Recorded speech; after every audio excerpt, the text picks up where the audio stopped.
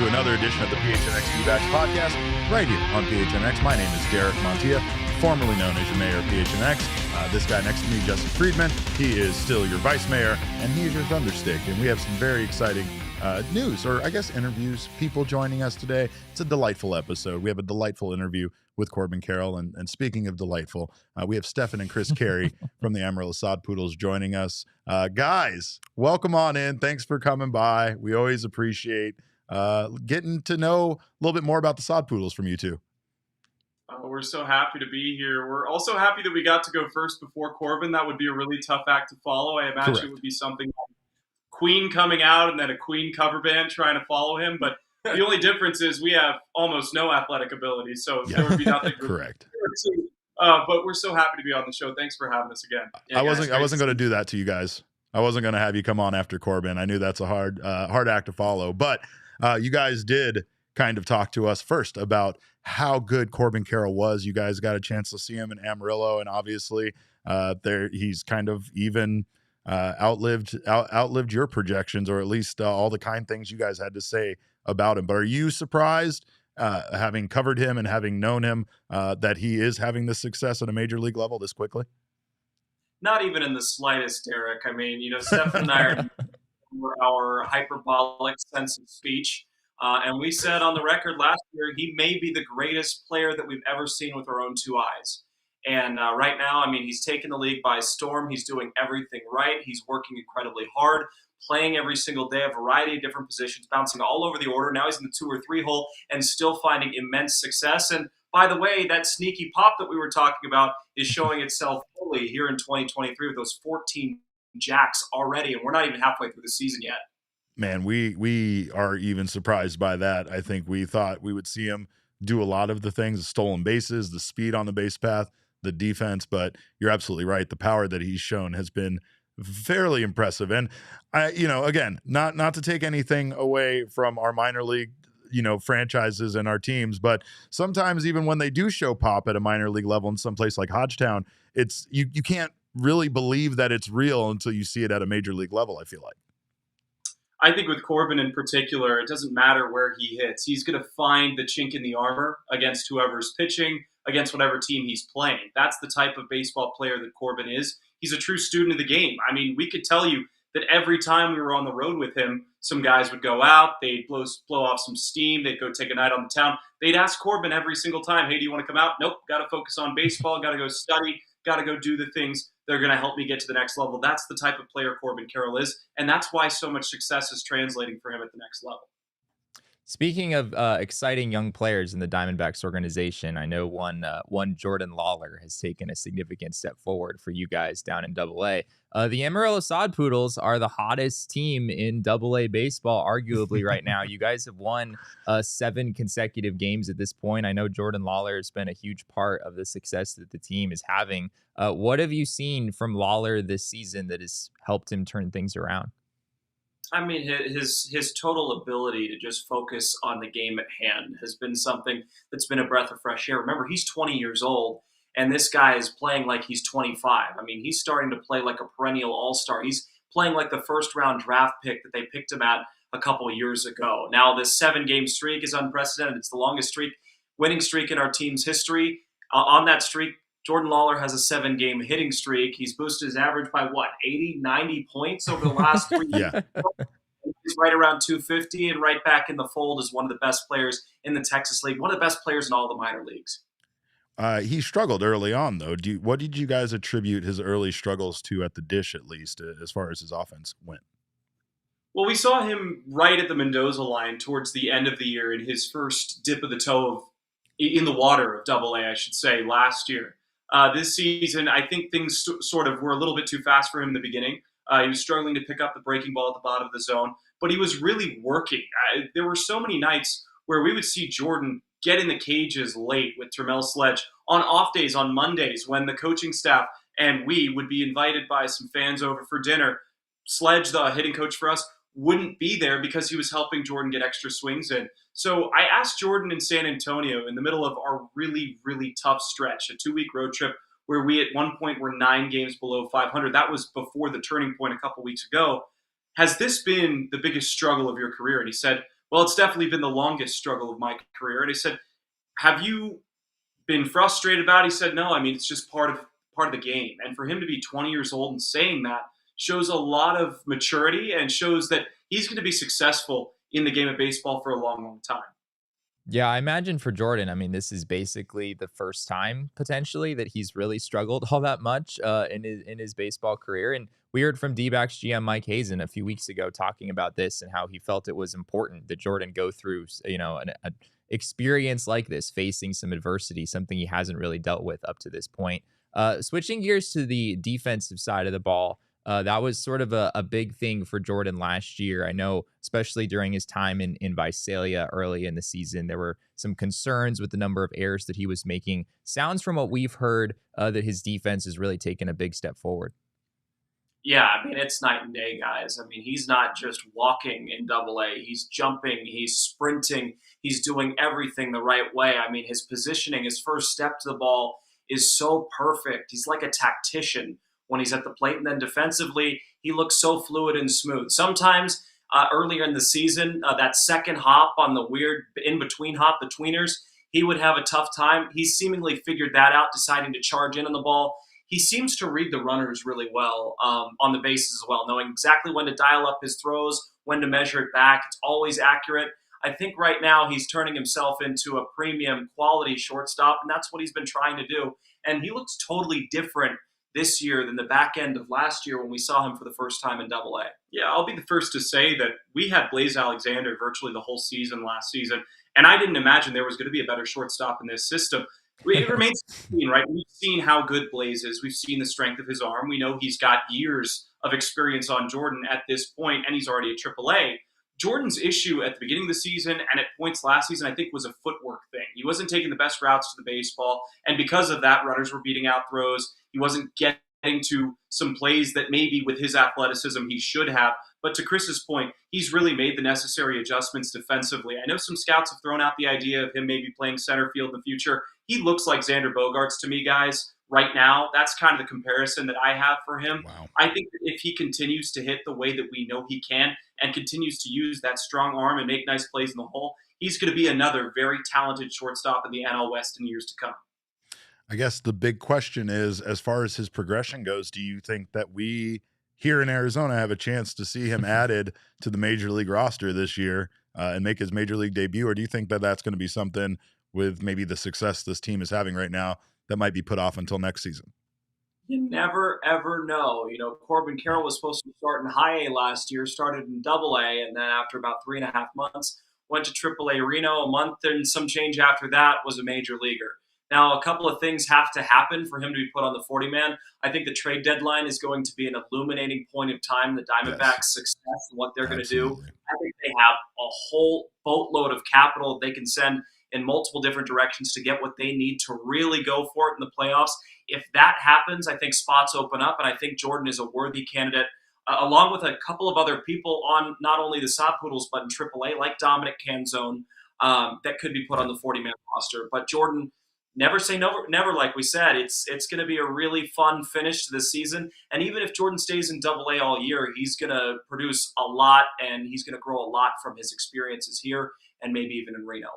We've talked a bit about how Corbin Carroll was with you guys in Amarillo at this time last year. So things can happen fast, but also Corbin Carroll is a bit of an extraordinary guy. So I don't want to like constantly be trying to put people on his same path as far as how fast he got here. Well, it's definitely a difficult thing. Lawlar in particular isn't Corbin, and everybody knows that. Corbin is a freak of nature considering his size and his athletic ability. Lawlar has every physical attribute that you could possibly want in a baseball player. He's a beast. He is a beast when he's running. He's got the speed. He's got the talent. He's got the build. He's got the muscle. He's got everything. And not to say that Corbin doesn't. He was a little bit undersized. But I read Jesse's stat today. What his ISO is well above anybody in the history of the game for somebody his size. It's so crazy. he's something that's totally unprecedented. But to go back to your question about whether Lawlar's coming up at the end of the year, I think the Diamondbacks throughout Major League Baseball and throughout minor league systems have been known to, quote, rush their prospects. I don't know if rush is the best word when you look at Corbin in particular and their number one prospects. Yeah. How well they panned out. They want to get those guys up to the major leagues and allow them to succeed or fail and then adjust from that point on. Another guy who's really made some noise for you guys down in AA this year is Ryan Bliss, a guy we've talked about quite a bit. Seems to be a pretty nice double play combo that you got going there in the middle of the diamond with Jordan Lawlar and Ryan Bliss. Of course, with Bliss, it's, the defense has always been spectacular, and the question has really just been about the bat. And I know it's Amarillo, I know it's a hitter-friendly environment, but anytime you have a guy hitting 365, well into June, it's a pretty solid offensive season that you're having. What have you guys seen from Ryan Bliss this year?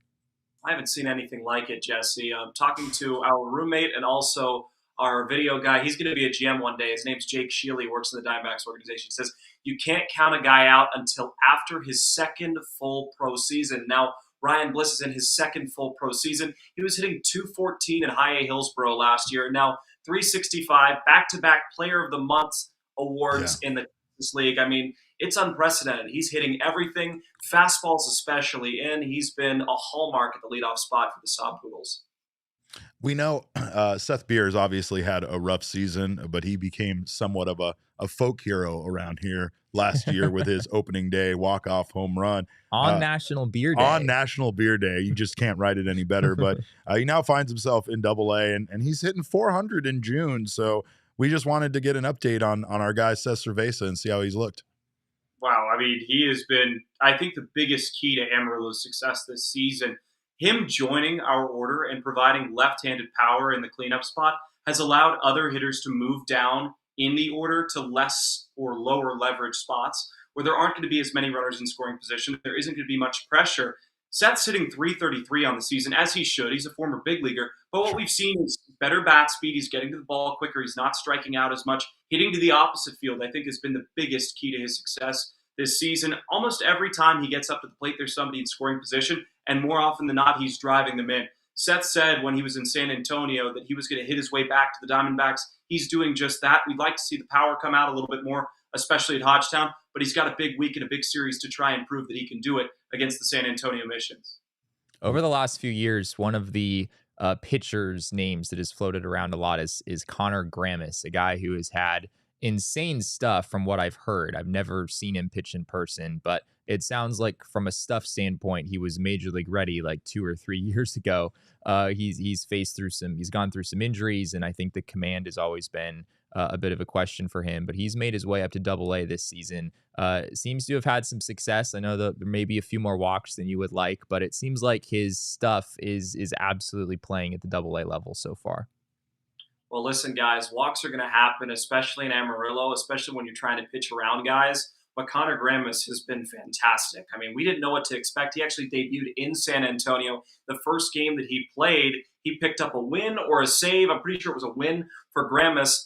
And now he's, around the twos in ERA. He's throwing 98, 97 miles an hour with his fastball. But the pitch to look at is his power curve. It's 84 to 86. It has a lot of depth, a lot of spin, and is forcing a lot of swing and miss. And he looks like possibly an eighth inning setup man or even a closer at the next level. Remember, he's 25 years old, so he may be a fast track guy. But they're going to, cycle him back into playing in AA and possibly AAA because of the Tommy John surgery that he got, a year or two ago. There's some flamethrowers in this system, too. You think about Martinez and Rainbow. You think about Grammis here. And there's more than just that. The bullpen, especially at Hodgetown, has been phenomenal for Amarillo. Over their last 27 in the third innings pitched, that's the last 7 games total. They've given up 5 total runs. That's a 1.67 ERA.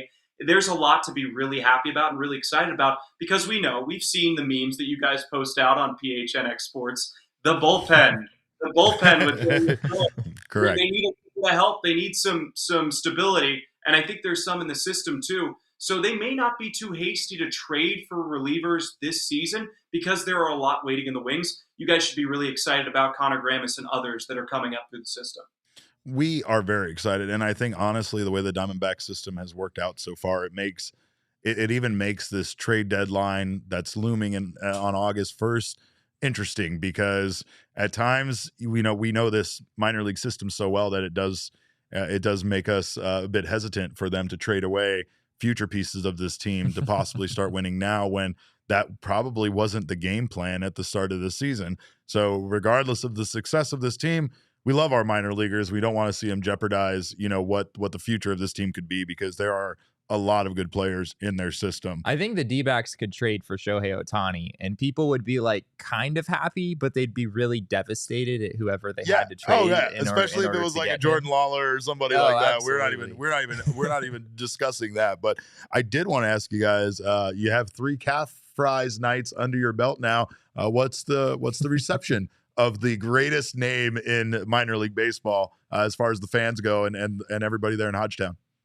Oh, I thought you were going to ask about the reception of the actual calf fries when you eat them. I was going to respond, chewy, a little tough. But oh my God. This team has been incredibly tough in those games. They've been tough outs. They've hit the ball really well. The fans have grappled onto it. Our creative team's done a great job, and tickets are flying all over the place. That's I'm awesome. excited to see them come again tomorrow on Thursday night. The calf fries, I think, 3rd or 4th time that they'll show up to Hodgetown this year. Well, and Chris made a really good point about the identity of this team. We know that you guys have called the Diamondbacks the answer backs, and in that same vein, our team is a big comeback team as well. I don't know if you saw a couple weeks ago, we were playing Frisco, down by 6 runs, came back, walked it off.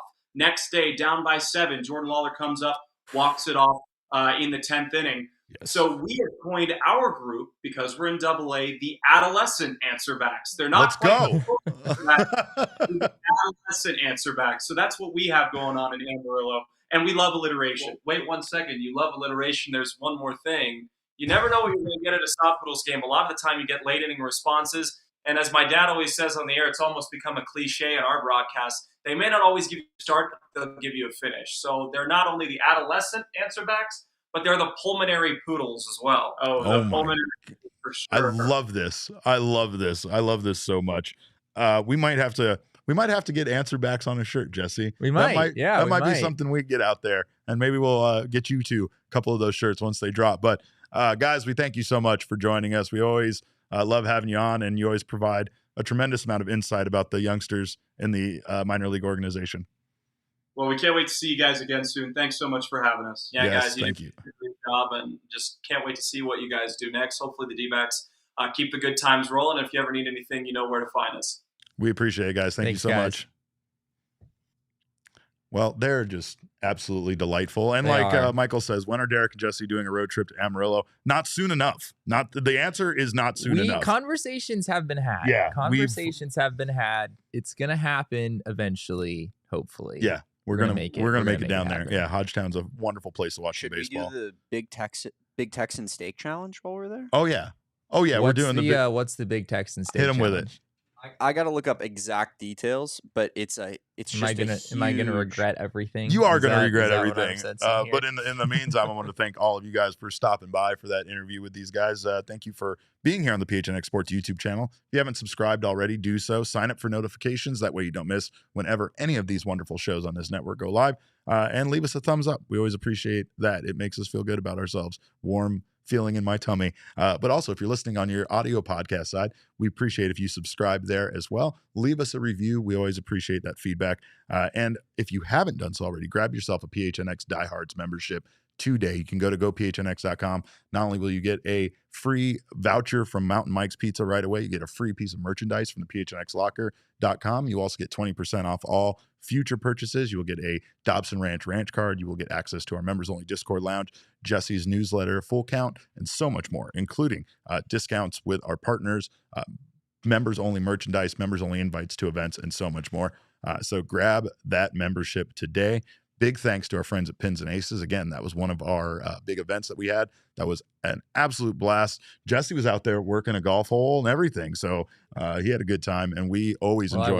I was until Leah and Damon told me to scram. They told you got here. Yeah. I wasn't hurt. Beat it, nerd. Beat it, nerd. But Jesse looked good, and the Pins and Aces so much stuff. Abuse He does. He really does. I will protect you, I promise. But Pins and Aces is the official golf apparel partner of PHNX in ALLCITY. Check out our friends over at Big Drive Energy, wherever you get your golf podcasts at. And of course, we love our Pins and Aces gear, including our custom Phoenix shirt, which honestly is just one of the most beautiful things I've ever seen in my whole life. They make amazing polos, hats, golf bags, and even beer sleeves. You can check out pinsandaces.com and use code PHNX to receive 15% off your first order and get free shipping. That's pinsandaces.com. Also, you got the shirt, you got the apparel, get yourself some sunglasses. If you live here in Arizona or anywhere else that it's sunny, get gear built to last from our friends at Shady Rays. It's an independent sunglasses company with a world-class product and a world-class replacement policy. It's the most insane protection in all of eyewear. Every pair of sunglasses is backed by lost and broken replacements. If you lose or break your pair, even on day one, they told us they will send you a brand new pair, no questions asked. Check out their entire collection at their brand new location at Kierland Commons, a full-stop shop for all things Shady Rays. And if you don't love your Shady Rays, exchange them for a new pair or return them for free within 30 days. There's no risk when you shop online or in person. Their team always has your back. Exclusively for our listeners, Shady Ray is giving out their best deal of the season. Go to shadyrays.com and use code PHNX for 50% off 2+ pairs of polarized sunglasses. Try for yourself. The shades rated 5 stars by over 250,000 people. Michael says it's a 72-ounce steak. Is that right? So, yeah, it's a 72-ounce steak dinner challenge. You have 1 hour to complete it. You have to get everything down. It includes a shrimp cocktail, a baked potato, a salad, a roll, butter, and, of course, cocktail. Your 72-ounce steak. That's so goddamn excessive. Why does it have to come with a shrimp cocktail? Like the standard steak size? Like a 9-ounce? 12 ounce? Yeah, 8 to 12. Yeah. So this is is like 6 to 8 times as much steak as like a normal serving on top of like every side dish. See, and you have an appetizer hour you or can it's imagine. $72. And here's the real trick, right? Like you would think, all right, I'm not going to eat that day, so I'm going to be really extra hungry. But your stomach is like a balloon, and it shrinks down if you don't eat, and then you're not going to have all this space for 72 ounces of steak and a shrimp cocktail. I don't know. I think that's a bad idea. I don't think my stomach at full capacity has enough room for No, a I do not think. steak, I don't think that it does. No, I don't. I've seen you got a carb load. I'm looking at your frame right now. You don't have the space for it. But you know who might have the space for it? Corbin Carroll, because I believe that man can do anything. There's nothing that he can't accomplish. Corbin Carroll currently leads all qualified rookies in MLB in homers, slugging percentage, and OPS. But it's not just that, Jesse. He also leads Major League Baseball regular players, not just rookies, just all of Major League Baseball and in lots of other categories as well. Yeah, he does. It's just crazy what Corbin Carroll has done. I know he had the mental mistake in the game yesterday, but he also hit a home run and drew a walk and still did Corbin Carroll things. And you know that those kind of mental mistakes are not the kinds of things that are going to happen often for him. As Tori talked about yesterday, he is maybe the most cerebral player on this team, and that's just, an aberration. Well, you should have qualified that with National League. Aaron Judge does have a higher OPS than Corbin Carroll. But if we're just talking National League, Corbin Carroll leads all of he leads the National League in OPS and wins above replacement from both Fangraphs and Baseball Reference. And Derek, we're at the point now where if the season ended today, it would be a mistake if Corbin Carroll did not win the NL MVP award. And it's still early, right? We're still mid-June. But he has been the best player in the National League so far. It's incredible. I think the one big thing to remember is that the Diamondbacks, even with last night's terrible loss, like you said, they still lead the National League. They're still the best record in the National League. The Braves are trying to change that. I think they might have just wrapped up a win over the Tigers. They have a doubleheader today. Tigers had 3 home runs in that game off of Spencer Strider. Yeah, at one point. Spencer Strider is not pitching especially well right now. But the one key factor here, whether they're leading all of National League or just the National League West, is that the MVP really should be about a player that was the most valuable player to a team that is succeeding, right? We've seen that in the past where the Diamondbacks have had MVP candidates, but the knock was always, well, they weren't good that year, so it's like you really want to give it to someone like Paul Goldschmidt, even though the team didn't make the playoffs or something of the sort. I've never been a big fan of those arguments. Like, I think baseball is just the kind of sport where you very well can have one player who's just bonkers good and on the team worst still team. sucks, Yeah, right? the worst team in Ask baseball. The yeah. Angels, Yeah, right? The sure. Angels know all about that sort of thing. He's right. So yeah, I've never really been a huge fan of those arguments anyway, but yeah, you can't make that argument against the Diamondbacks right now. The Braves did win. So as of this moment, the Diamondbacks are tied for the best record in the National League. And Corbin Carroll has been their best player, I think, probably by a wide margin at this point. So still very early, but we are fully into this space where we're not talking about Corbin Carroll for Rookie of the Year as much as we're talking about Corbin Carroll for MVP, because Rookie of the Year still sort of feels like a foregone conclusion at this point. It seems like a fever dream that I am having that we are talking about this, because as much as I think there was a time where we were joking about it, we didn't expect Corbin Carroll to sincerely be in the National League MVP discussion. We didn't expect the Diamondbacks to be leading the NL West, even let alone the entire National League. So I don't believe the Caray brothers for a second when they say, like, we're not at all surprised that Corbin Carroll is this good. It's right? so hard not to be surprised. You have to be at least a little surprised, right? I mean, obviously they saw what he was able to do firsthand and were immensely impressed with what they saw. And I think that a lot of people, you could project all day that you think he's going to be a great player, but Yeah. you have to be surprised once you start seeing him do it. And I mean, it's something that we brought up on this show before. There's something about Jesse and I kind of being around these guys and such that it's like Corbin Carroll's, he's just such a nice guy. He's just such an unassuming guy. Jesse talked about his frame as ISO being one of the Yeah, best. can I give that stat real Please, quick? would you please? Yeah, so Corbin Carroll, this is we're going into full on nerd town here for a couple minutes.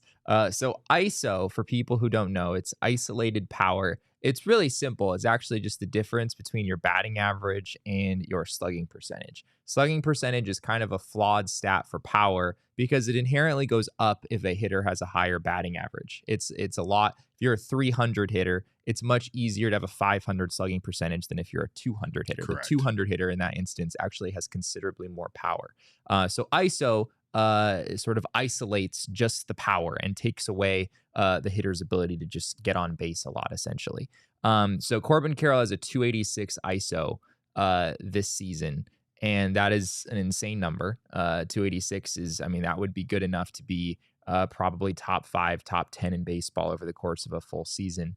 And not only is that an incredible number, but Corbin Carroll is 5'10", 165 pounds, right? He's not the guy who should be, top 5 in the league in a stat that's all about your raw power. Granted, base running does factor into this because Corbin is turning singles into doubles and Right. doubles into triples Right. and whatnot.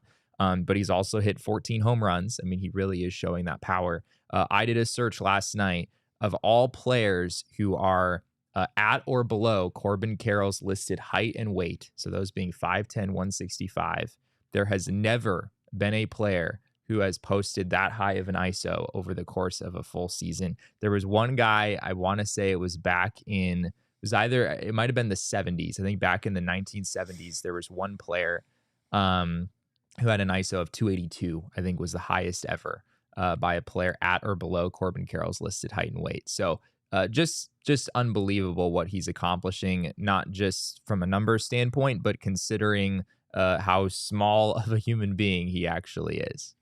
And we were lucky enough to chat with Corbin Carroll yesterday, and you guys have been waiting for it. So here is our conversation with the best outfielder in all of baseball. For PHNX, I'm Derek Montilla, formerly your mayor of PHNX. I'm here today with Arizona Diamondbacks outfielder Corbin Carroll. Corbin, thank you so much for joining us, man. I appreciate it. Your parents, by the way, terrific people. We adore them, so send our regards. I wanted to ask you, I know they're probably still giving you like life advice, but are they still giving you baseball advice at this point? Are you still getting those text messages? My mom is for sure.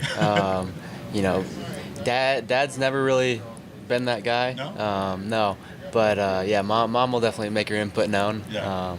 But yeah, it'll be a good weekend for me. I got my mom's parents coming out here tomorrow from Houston, and then my dad's gonna come out as well. So yeah, just definitely tight with them. And you said it. They're incredible people and super just fortunate to grow up in a household with them. What were you like as a kid? Did you have any of these kind of traits that would lead you to believe to have the success at the point you're having it, or were you just constantly focused on baseball? I played a bunch of sports. Baseball was always the main one, but wasn't my only focus until probably about sophomore year.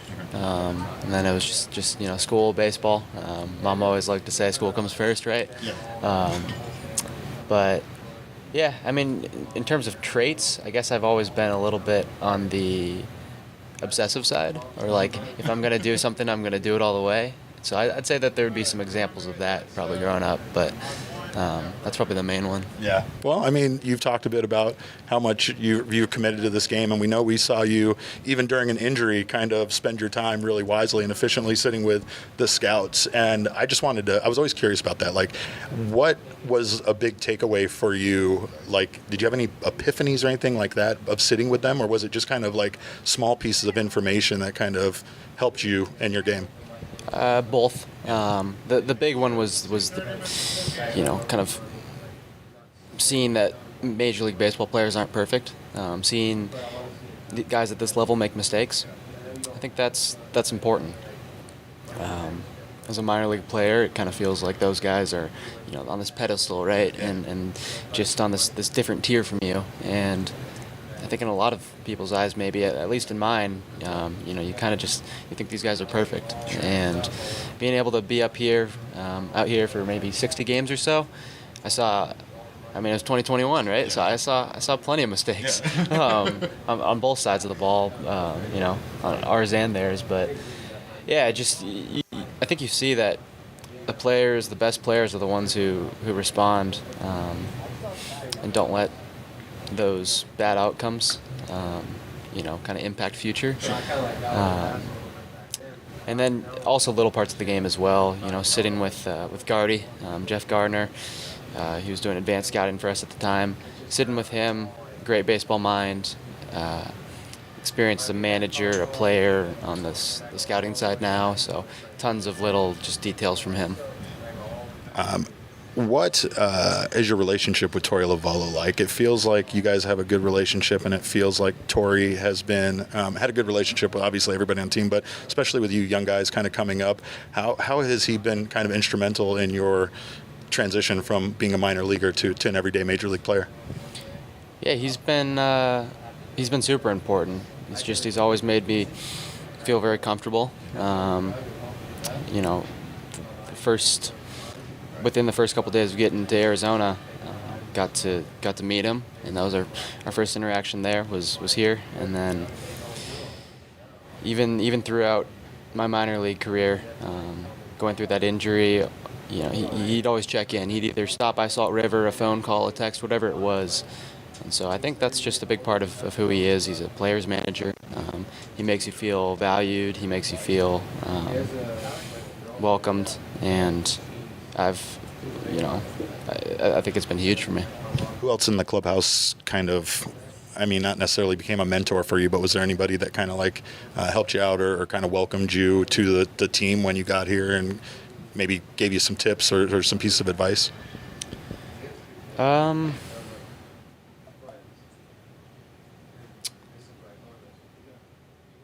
that really come to mind.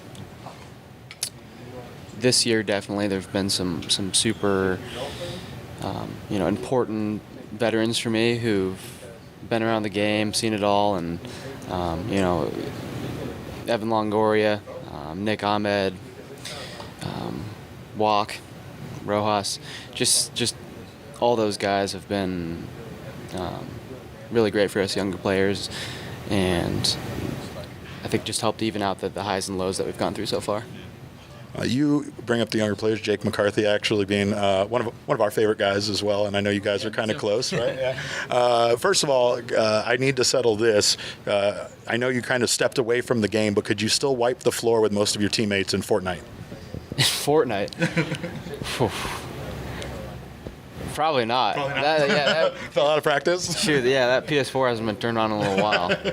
But kind of got more important things going on right now. I understand that. Yeah, we're trying to win ball games, but right. No, I think think most people have moved on to more some Call of Duty now. Yeah, Call of Duty, nice. What's Jake like, and what's your relationship with him been like, and being here together? Yeah, Jake's one of the funnier guys in the clubhouse. Always keeping it light. We've had some pretty intense chess battles going on in the last couple months, but he's awesome. You know, a guy that I met in 2020 2019 we rehabbed for a little bit together, but I really got to know him more in 2020, and you know, just a great player. I think that he does so many things on the field so well, and I think, you know, when he got called back up within those first 3 games, I think he stole 5 bases or something like that. It was just you know, he kind of operates on a different level out there. It felt like the minute he returned, you guys kind of returned back to that creating chaos on the base path. And I know part of it, you had that injury, and they were kind of being, it's a little careful with you, but it felt like once he returned, that it was back to causing a little bit of that those problems for opposing teams. Oh, for sure. I think you saw that play. I don't even know what you'd call what he ran out there yesterday. Oh, yeah. Triple. I mean. But yeah, he's just he can create something out of nothing, and that's a very unique skill. Yeah. And is it more meaningful to you to be here and doing this now with guys like him, like Dre, guys that you've played with in the minor leagues, and kind of doing it together? Yes, I think so. I think that's one of our things. I think that's one of the things we can look at as an advantage, that we've created those relationships in the minor leagues and kind of gone through through the rungs together. I think that's, I think that can be an advantage. You brought up chess. Can you give us a breakdown of the chess hierarchy in the clubhouse? Who's kind of at the top of the hill with chess right now? So Rojas is definitely up there. Really? The chess players are Rojas, Pavin, Jake. Longo will get on there every once in a while, and it's Walk's board, but he's kind of, I don't know, he won't play too much, but yeah, but he snuck a couple games in there, I think, in the beginning, but yeah, just all good fun. You guys seem to be having fun, and you guys are a lot of fun to watch. I feel like that's a big part of your guys' success this season, has been able to just kind of have fun. But I do know that Torrey talked about kind of a mindset changing, where you guys kind of come into the clubhouse every day knowing you can win, versus at one point the clubhouse mindset was more of like, we hope we don't lose kind of deal. And do you kind of feel that now with confidence growing and the success of this team? Yeah, I think every day we show up with, you know, big goals, both individually and as a team, as a unit. You know, we've got so many players that can change a game, and all it takes is, you know, a few of them to, and some pretty cool things happen out there. And it seems like right now it's been more than just a few things click, a few people clicking, and you know, it feels like every game that we're in, we've got a more than the fighting shot. Yeah, and it feels like you guys always find a way to win, and it's different ways all the time, but you've been a big part of that. And I know your success this season, you still have a long ways to go, but what would it mean to you to make your first All-Star game and have it be in Seattle, where you grew up? And I am pandering to you a bit with the shirt I'm wearing today. No, I mean, to be pretty frank, that would mean that would be one of the coolest things in my career, I think, to have, you know, a first All-Star game in your home city, get family, friends there watching you. That would be really special to me. Well, we thank you so much for your time, and we wish you the best. We hope you guys continue the success you've been on. Awesome. Thank you. Thank you, brother.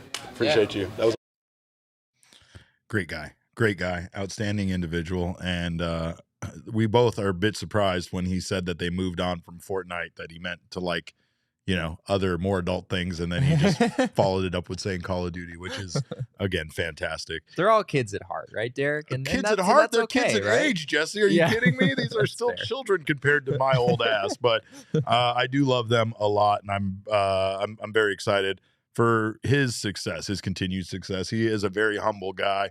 He doesn't like to talk about his own successes that much, but he really does love baseball, and he loves what this team is doing right now.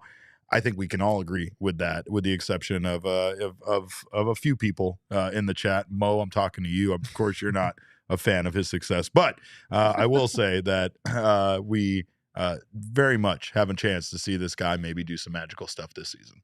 Yeah, you can just so see in this interview. I know, you might see Corbin at times.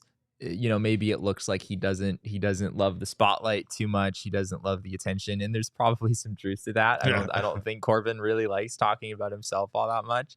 But when you can get him talking about just his relationship with other players on this team, especially Jake McCarthy, you can see that those guys have a really deep bond.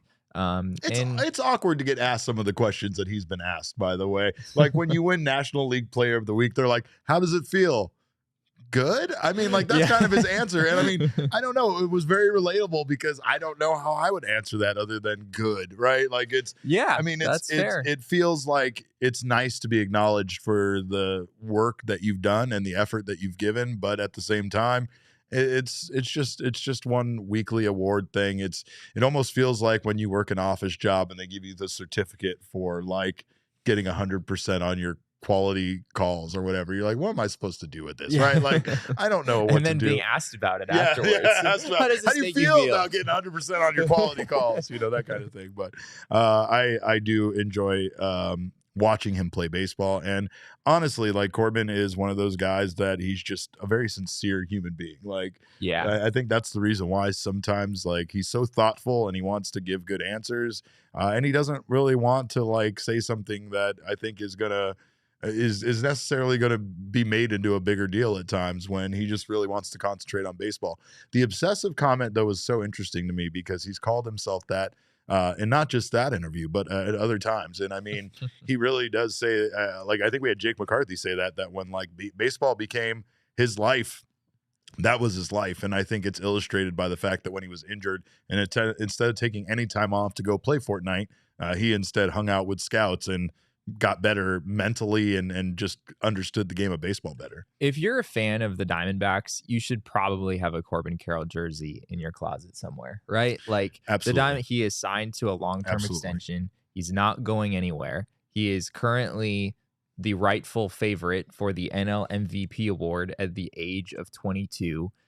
He is an outstanding individual off the field. He's going to be here for a long time. He's going to be here for a long time. He is one of the smartest players in the game. Did I mention he's 22 years old? He's 22, I think I did, by the way. But I'm going to say it again. 22. He's 22 years old. 22. It is absolutely incredible what Corbin Carroll has managed to do at such a young age on this Diamondbacks team. And Derek, he's going to be here next year. He's going to be here in 2025. He's going to be here in 26, in 27, in 28, in 29, in 2030. The Diamondbacks have a club option in 2031 that it looks like they are very likely to pick up at this point. You don't say. You should probably start becoming an enormous Corbin Carroll fan if you're a fan of the Diamondbacks and if you're just an Arizona sports fan in general. I'm not sure there's a more likable young athlete in this state right now than Corbin Carroll.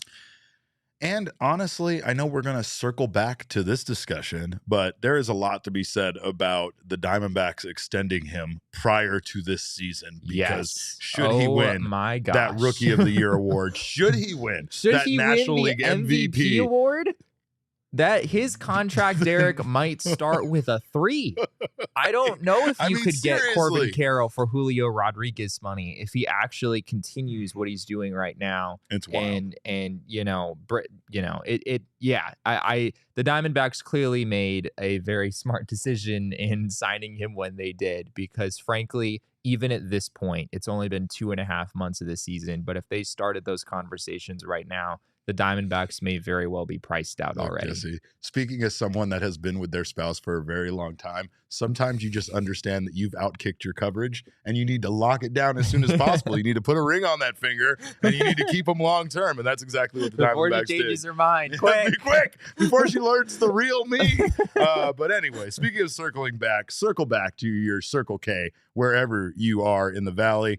Check out your local Circle K for the best coffee, beer and snack selection, and premium gas. Of course, you can stock up and do what little Leah Merrill says in the video, and that is get yourself a Polar Pop inside and enjoy it. Of course, you can get iced coffee for just $1.89, Red Bulls 3 for $8, Monsters 3 for $6, and so much more. And again, do not sleep on Circle K snacks. And when I say Circle K snacks, I mean Circle K branded snacks. They are delicious. They save you money, and they are better than anything else that's comparable in the store. So make sure you're not missing on all that, out on all this great stuff. Right now, text PHNX to 31310 to join their SMS subscriber club and get yourself a buy one, get one free offer.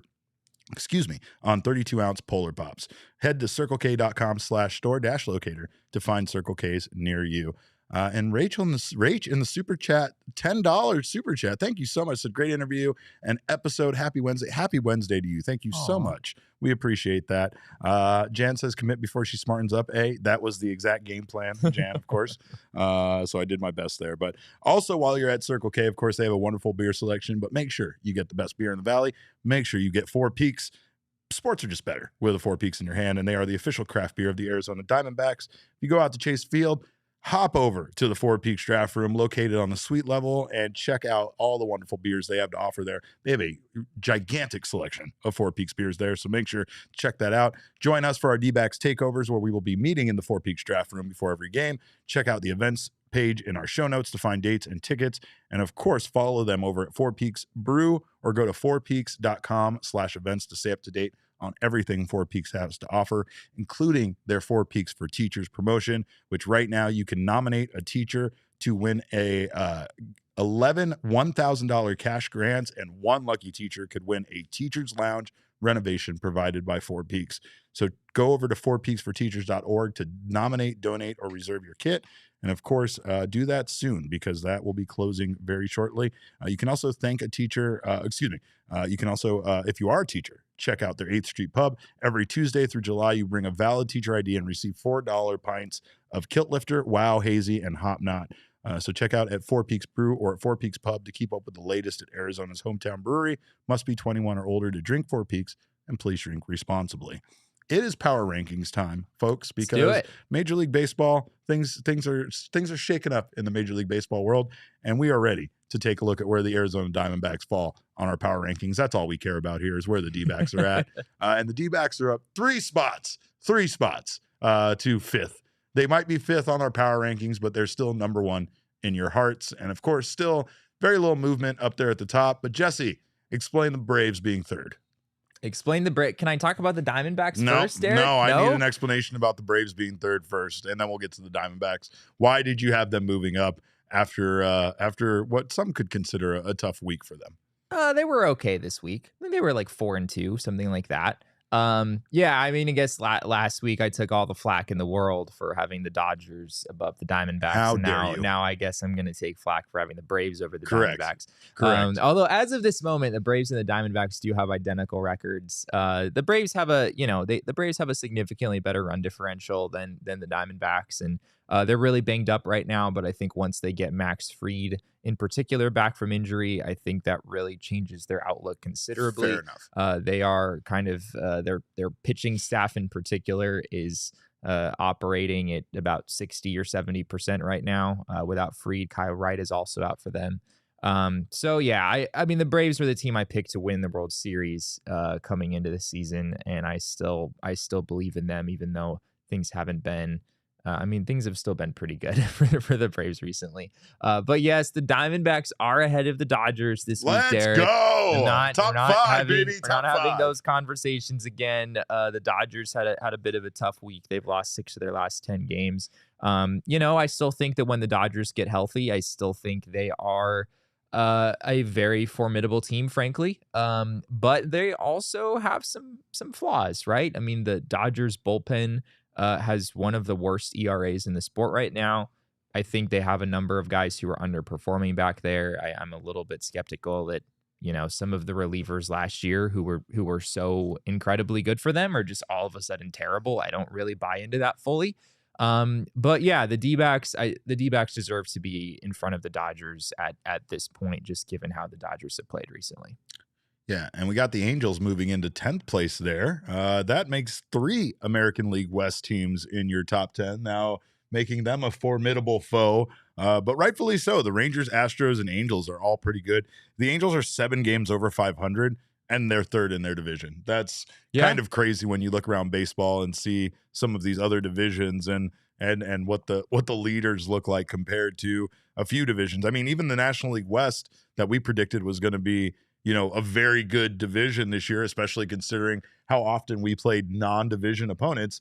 It's not really working out that way. The National League West, I mean, you got the Giants in third. The Giants have actually been playing some pretty good baseball as of late as well. It's like they're not only do you have the looming Padres, which you never know when they're going to catch fire and just be an unstoppable juggernaut, but you have the San Francisco Giants also playing some pretty good baseball. So the Diamondbacks still have some tough opponents in their division right now. They can't really let off the gas too much, but the Angels, they've been very good. And honestly, also in the American League West, Sean DePaz's best team in baseball right now, the Oakland Athletics. So, I mean, yeah, there you go. That's a tough division right there. Did you know that the Oakland A's no longer have the worst record in baseball? The Kansas City Royals. No kidding. For all of the flack that the A's have taken all season long about what an embarrassment that team is, the Kansas City Royals actually have a worse record at this point at 18-49. And unfortunately for the Kansas City Royals, they also just lost Vinny Pasquantino for the season due to a labrum surgery that I think he's going to have. So unfortunate news there for the Royals. But yeah, who knows, Derek? Maybe the A's will pop up at number 10 or something. Don't look now, but this A's over 59.5 wins future. It's not looking so bad now. It's not on looking the way so bad. up. 7-3 in their last 10. Everybody was making fun of Damon before the season started, and now the A's are the hottest team in the game. I've seen some people posting you remember the clip from Moneyball where they're talking about the win streak, right? The 20-game win streak, and so people have been posting that about this year's A's team. Who knows, Derek? Could you imagine? What's crazy is that if the A's did win 20 games in a row, they would still be 32-50. Oh they my would God. still be absolutely. They haven't won 20 games all season long yet. So. I mean, going 7-3 in their last 10 was the majority of their wins, and we are in the month of June. So, no, I don't know. I still don't know about your win total over there, but I am ready to completely give up on the St. Louis Cardinals. Time of death, 1:55 p.m., Wednesday, June 14th. Cardinals are 27-42. I think they might have lost. Is that after today's game? Yeah, I think they lost again. Yeah, today. They probably need to start thinking about selling. So, hey, let's pick the carcass of the St. Louis Cardinals. Give us Goldie back. Give us Goldie back. There was a story on MLB.com that ran today about why the Cardinals should trade Paul Goldschmidt and what teams might be interested in acquiring him. Please tell me the Diamondbacks were The Diamondbacks were not on the list, which I don't think anyone who I don't know, if you're not intimately involved in the Diamondbacks organization, you're probably not viewing the Diamondbacks as a candidate there because Christian Walker's already a pretty good first baseman. It's pretty not really good. Christian Walker is the best defensive first baseman in all Major League Baseball. Yeah, and Paul Goldschmidt is a pretty good defender himself. So it would be a little odd to bring in Paul Goldschmidt and have him DH all the time. But yeah, I mean, Mike Hazen talked about a week ago or so that he wanted to add a big power bat into this lineup somehow, some way. I don't think the Diamondbacks are going to trade for Paul Goldschmidt, but maybe maybe the Diamondbacks would make that phone call and kind of see what his market looks like. But yeah, the Cardinals, things just have not. You just kind of kept thinking that things would turn around, and they just don't. I still think that. Yeah, it's well, surely the Cardinals will still come back and win the division. But as I said last week, the problem is that the Cardinals, no matter how good their roster looks, they lose every single day, Derek. It really feels like they do. There comes a point when that's a problem, and you're 27-42, and you've dug such an enormous hole for yourselves that, I mean, they would have to be like 30 games over 500 the rest of the way in order to have a shot at making the playoffs. That's a pretty tall ask at this point. And it just seems like the Reds are red hot right now and really could end up winning that National League Central. Yeah. Just because, I mean, they have a lot of young, exciting players. Ellie De La Cruz has given that team an injection of like excitement and that I can't even express. Like, we've talked about him. We've talked about him potentially being a Rookie of the Year candidate, but we said based on the numbers, we'll probably see him regress a bit. It doesn't matter. It's what guys like him. Sometimes guys have terrible numbers, but they are an absolute catalyst for a team getting better just because of their energy. Josh Rojas, again, just absolutely electric with having terrible numbers at times, right? Like Josh Rojas is the disruptor. Once he gets on base, once he gets in the batter's box, once he's on field, you know he's going to start. Once he's on the mound. Once he's on the mound throwing 44-mile-an-hour curveballs, you know shit's going to happen, right? But no, I mean, all jokes aside, even with that terrible loss, we talked about what a good job Torrey and Josh Rojas did of kind of popping the boys a bit and like making it kind of something where you're going to forget the loss a little bit easier when you're kind of laughing about what Josh Rojas did on the mound. His comical post-game interview where he talked about working with Strami and we're going to everything post that whole interview on YouTube, by the way. It's absolute gold, and it needs I to be really posted. do think it's worth your 2.5 minutes. It's pretty funny. It's worth more time than that, that's for sure. You might have to watch it over a few times before you really get your fill. But again, the Arizona Diamondbacks still, I mean, even that's the thing is there's going to be losses. It's a 162 game season. There's going to be bad losses at times, but it's how they find a way to flush that loss and bounce back. Having Rojas come in, and even if it made the lead or the game even worse, it just kind of made it different for these guys so that they can kind of laugh about it, kind of chalk it up to them all making a whole bunch of mistakes last night. Moving on, we got Merrill Kelly on the mound today, and I'm fairly confident that we'll see this team play with a little bit of a chip on their shoulder after what happened yesterday. But I mean, this Phillies team is still very good. Before we started the series, Jesse had told me privately, not on the show, that he was concerned because obviously the Phillies were on a roll, and we know, and that's what we've seen. Like, again, you can't get too high even on that first game win, because even though they came back, that there were a lot of runs scored in that game. There were a lot more runs scored yesterday, and hopefully we will see the Diamondbacks kind of temper that, even though I went with the over bet on today's game. So they've scored, the Phillies have scored 23 runs over the first 2 games in the series. Don't like that. Granted, 4 of those were Josh Rojas and his 36 ERA. But yeah, I mean, some of these guys, like oddly enough, Bryce Harper actually hasn't done a whole lot yet in this series. It's been all JT Realmuto, who reaches every single time he comes up to the plate, apparently. Trey Turner's had a decent series, couple stolen bases, of course, in the game yesterday. And even some of the hitters at the bottom of this Phillies lineup. Bryson Stott's had a good series so far. Josh Harrison had a couple hits in that first game. Cody Clemens was the guy who seemingly had given the Phillies a lead in the 9th inning in Monday's game until we watched the replay and realized that ball was clearly foul. And I don't really know how there was ever any confusion about it. But for a hot second, it looked like the Phillies had taken the lead. I mean, are we really questioning umpires being able to see things correctly? Are we really doing that? Come on. We're not going to do that. They're trying their best, Derek. You have to be nice, all right? I don't think all of them are trying their best, but we'll see. One thing you can do is try your best to give your kids a fun summer, and there's a couple of ways to do that. Of course, one way is to go to Octane Raceway in Mavericks, where this summer they have a summer engineering camp through July 31st. Partnered with Engineering for Kids for ages 7 through 15. It's a great way for them to spend their summer not only having fun, but learning. They can also check out free bowling all summer at Octane Raceway in Mavericks. Kids Bowl free program. Children 15 and under are eligible for 2 free games each day. So that's wild. Don't let the kids sit around and do nothing. I get tired after 2 games. I mean, that's all I need. No child has the patience for more than 2 games anyway. So that's the truth. They're going to be hitting up the arcades. For sure. Before too long. Oh, that's so hard too, to be over here bowling when there's all that ding ding ding ding ding going on over there, all the flashing lights. So you could book some fun this spring at Octane Raceway. Spring, it's summertime. Book some fun this summer at Octane Raceway in Mavericks. Kart racing, virtual reality, laser tag, axe throwing, bowling, arcade, great food, drinks, and more. Tons of different events throughout the summer. Check out octaneraceway.com and mavericks.com to learn more. And also, if you want to get out to some shows, some concerts, and most importantly, some Arizona Diamondbacks games, check out our friends at Game Time. Game Time is the place for last-minute ticket deals. It's for us procrastinators, for us to finally have our revenge against people that are good at planning. I'm terrible at planning. I have a trip. I can confirm that. He is. He works with me every single day. He has to deal with me planning this show. I don't even know when I'm going to pack for my trip where I'm leaving on Friday. Probably Friday around 2:00. I'm very much the same way. I actually almost enjoy like the adrenaline rush that I get from packing. You are in the 20 minutes as I'm about to head to the airport. You are a psychopath. It's great. Don't be like him. Well, actually, be like him. Procrastinate. Go over to Game Time and get your tickets last minute. It's the fastest growing ticketing app in the country. For a reason, you can snag the tickets without the stress with Game Time.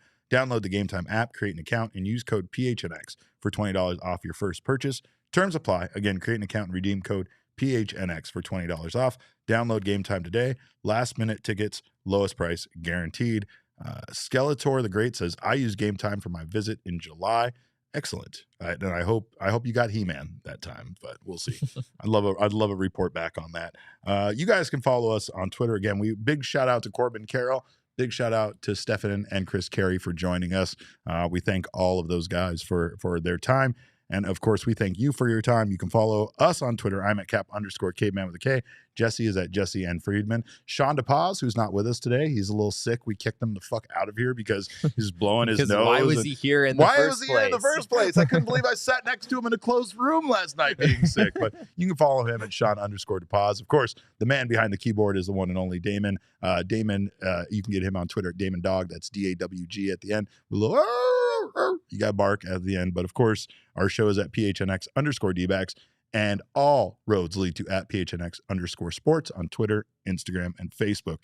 We appreciate your time. Again, on behalf of Jesse and Damon, we thank you so much for stopping by. And remember, kids, baseball is fun, but it is so much more fun when Josh Rojas mixes up his pitches.